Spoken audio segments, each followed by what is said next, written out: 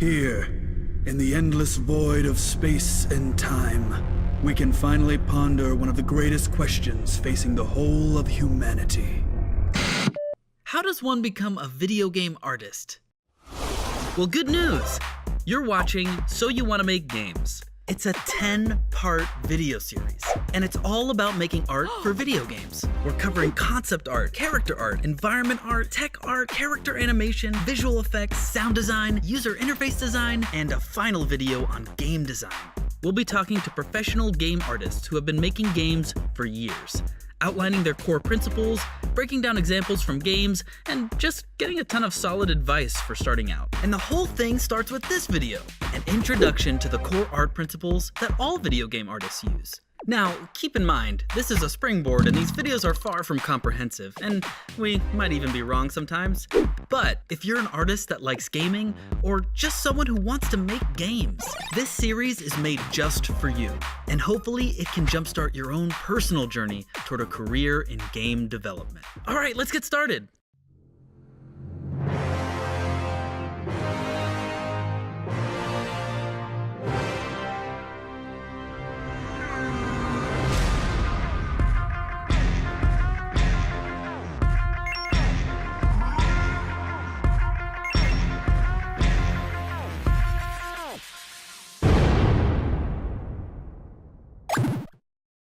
So, what is art in a game?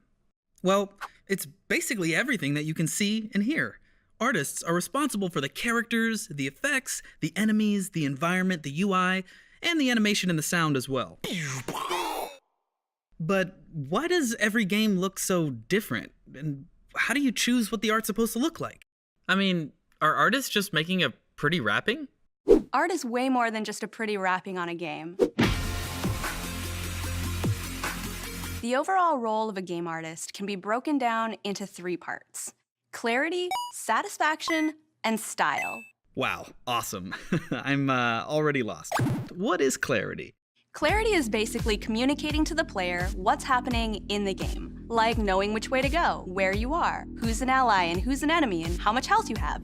These are all examples of critical information that has to be immediately clear to players. All right, so just make everything clear. Well, what's so hard about that? Well, it can get difficult because games have a lot of things going on and a lot of information that a player needs to understand in a really short amount of time. I mean, have you ever been in a team fight in League of Legends? Out way too rapidly and Blake's gonna pick him off. The shutdown is there, and now Prey is here. Exhaust is on. Okay, let's move on to satisfaction. Satisfaction is giving clear and responsive feedback to player actions.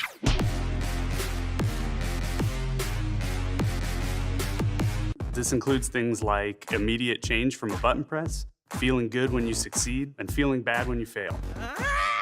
But deciding how to deliver clarity and satisfaction is a whole question unto itself. Whether it's a meaty hit pause, a huge ceremony, flowing momentum, or even something as simple as running around and jumping. Every game action has to be responsive and satisfying to engage in. So an artist has to make sure a game is clear and satisfying to play, but they still have to pick what style they're gonna do it in.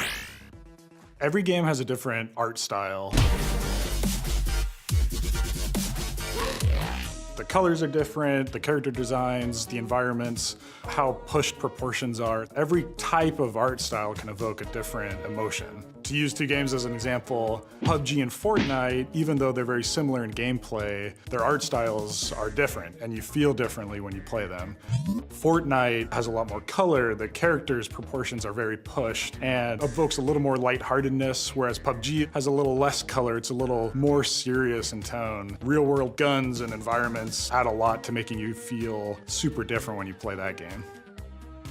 So to recap, the role of a game artist is to make sure that the game is clear, that it's satisfying to interact with, and that the art fits a cohesive art style that sets an emotional tone. Now, games have thousands of pieces of art, and it's pretty hard to keep them from clashing. That's why it's critical to establish a visual hierarchy. Visual hierarchy just means that the most important information is the easiest to see. Artists create visual hierarchy by manipulating contrast to create areas of focus.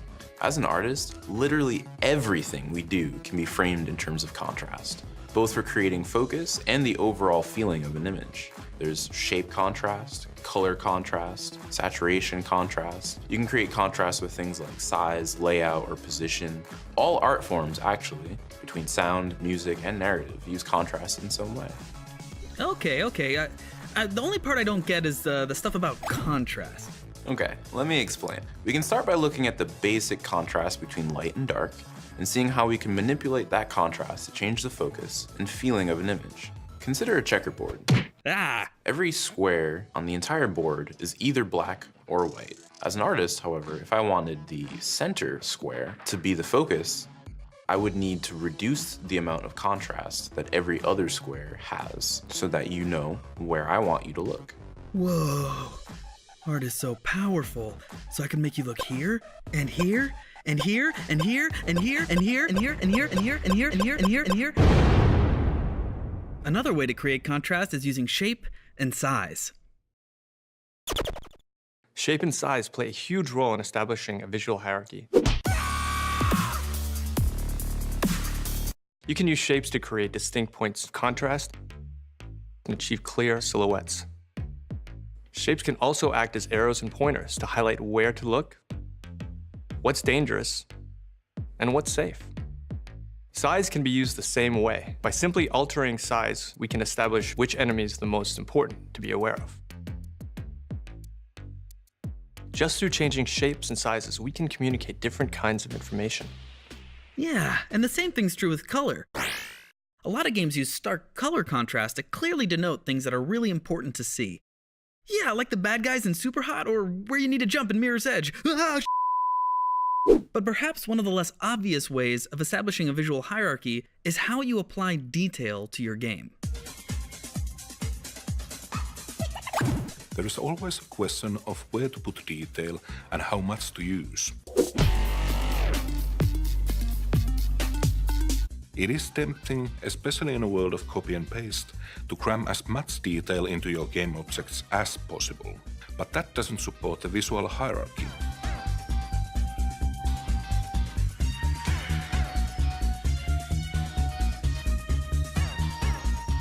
Detail can be applied in the same way you might apply any other visual element.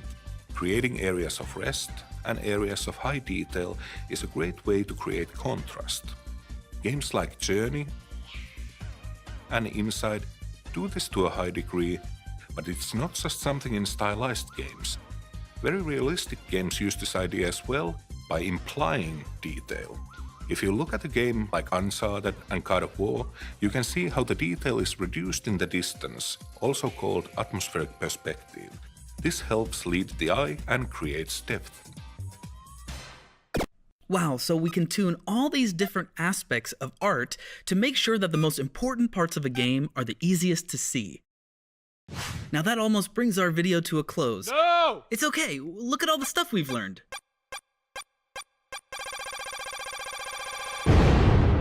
Now, let's spend a few more minutes with Lisa, Sean, Tyson, Moby, Evan, and Santu for advice on pursuing a career as an artist in games. If I had future me giving advice to past me, it would be something along the lines of just try everything. Find out what you are really passionate about. Whatever it is, it's gonna take a lot of hard work to get really good at it. I started out as a musician and dabbled a little bit in 3D and became a visual designer ultimately. If you just explore all of those different things, you'll find something that really sticks, something that you're really passionate about. And all of those fundamentals from all of those different disciplines within art, that's all valuable, and it's gonna make you a better, more well-rounded artist in the end. So just try everything. Being a creative is not a vocation. It really is about a way of life and how to live. Focus more on quantity than quality, especially when you're starting out and need to learn a lot and learn quickly. I remember when I started out, I would spend a lot of time on single pieces of art. It sort of hit me years later that I didn't know, as an example, how to draw hands very well. So I took a little bit of time, like a weekend, and I just drew as many hands as I possibly could, instead of spending a lot of time on a single hand. And it was so much better for me to do that, to actually learn, what doesn't work, what makes a good hand pose, than to spend a whole bunch of time just on a single thing. If you're trying to get into the industry, the first step is to show the world what you can do. Whether you're a designer, artist, anything, it all starts with making something and showing people what you made. Earlier in my studies as an artist, I struggled a lot with, am I talented enough to do this? And ultimately, the more that I have grown and as my career has progressed, I've realized that talent is really not as important as the dedication to your craft. It's tricky to see how much you are improving, but you just need to trust that if you keep at it, you will get better at it. You go through sometimes a hard year. Sometimes you can't get the ideas to come out, but you just have to be patient and power through it. And every time you consider stopping, saying, oh, I'm actually not good enough at this, just consider not stopping. And remember, this is just the first in a whole series of videos, so make sure you watch the rest to find out how every type of artist is involved in making a game.